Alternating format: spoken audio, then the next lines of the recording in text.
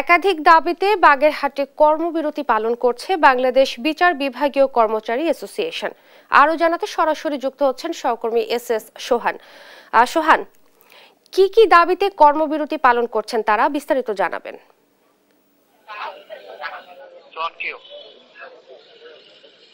সারা বাংলাদেশের মতো বাগেরহাটেও বিচার বিভাগীয় কর্মচারী অ্যাসোসিয়েশন কর্মবিরতি পালন শুরু করেছে। সকাল 9:30 থেকে তারা কর্মবিরতি পালন শুরু করেছে। বাগেরহাট জেলা জজ আদালত এবং জুডিশিয়াল ম্যাজিস্ট্রেট আদালতের যে কর্মকর্তা কর্মচারী রয়েছেন তারা কিন্তু এখানে মূলত কর্মবিরতি পালন করছেন। তারা দুইটা দাবিতে মূলত কর্মবিরতি পালন করছেন। তার দাবি দুটি হচ্ছে বিচার বিভাগের অধীন অর্থাৎ সুপ্রিম কোর্টের অধীন পৃথক সচিবালয় করে অধস্তন আদালত ও ট্রাইব্যুনালের সহায়ক কর্মচারীগণকে বিচার বিভাগের সহায়ক কর্মচারী হিসেবে বেতন ভাতা নির্ধারণ করতে হবে এবং জুডিশিয়াল সার্ভিস যে বেতন স্কেল রয়েছে সেই স্কেলের প্রথম থেকে ষষ্ঠ ধাপকে সপ্তম থেকে 13তম গ্রেডে অন্তর্ভুক্ত করতে হবে এবং যোগ্যতা ও জ্যেষ্ঠতার ভিত্তিতে পদোন্নতির সুযোগ রেখে স্বতন্ত্র যে নিয়োগ বিধি সেই নিয়োগ বিধি কার্যকর করতে হবে এবং মাত্র এই দুইটি দাবিতে কিন্তু তাদের আজকের এই যে কর্মবিরতি সেই কর্মবিরতি চলছে। এখানে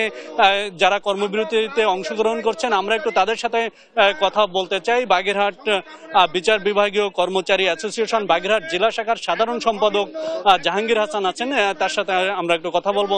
তাদের দাবি দেওয়া এবং পরবর্তী কর্মসূচি কি আমাদেরকে একটু জানাবেন। আসসালামু আলাইকুম। আজকের এই 2 দফা দাবি আদায়ের আমাদের মূল দাবি দুটো হচ্ছে বাংলাদেশ বিচার বিভাগ অ্যাসোসিয়েশনের বেতন স্কেলের আলোকে বেতন ভাতা প্রদান এবং স্বতন্ত্র নিয়োগ বিধি প্রদান। এই দুটো দাবি উদ্দেশ্যে আমরা আসলে কর্মবিরতি পালন করছি। এই কর্মবিরতিতে সাধারণ বিচার প্রার্থীরা সাময়িক ভোগান্তিতে আছেন যদিও, কিন্তু আমরা দীর্ঘদিন যাবৎ এই ভোগান্তির মধ্যে বিদ্যমান আছি। আমাদের এই 2 ঘন্টার কর্মবিরতির জন্য বিচার প্রার্থীরা যে ভোগান্তিতে আছেন তার জন্য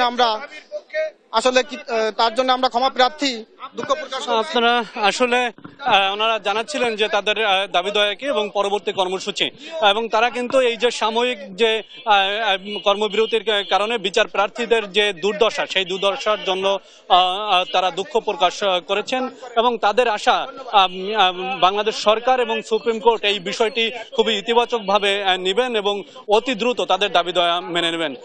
বাগেরহাটের জেলা জজ আদালত থেকে এই ছিল বিচার বিভাগীয় অ্যাসোসিয়েশনের কর্মচারীদের কর্মবিরতির সর্বশেষ খবর। ধন্যবাদ আপনাকে।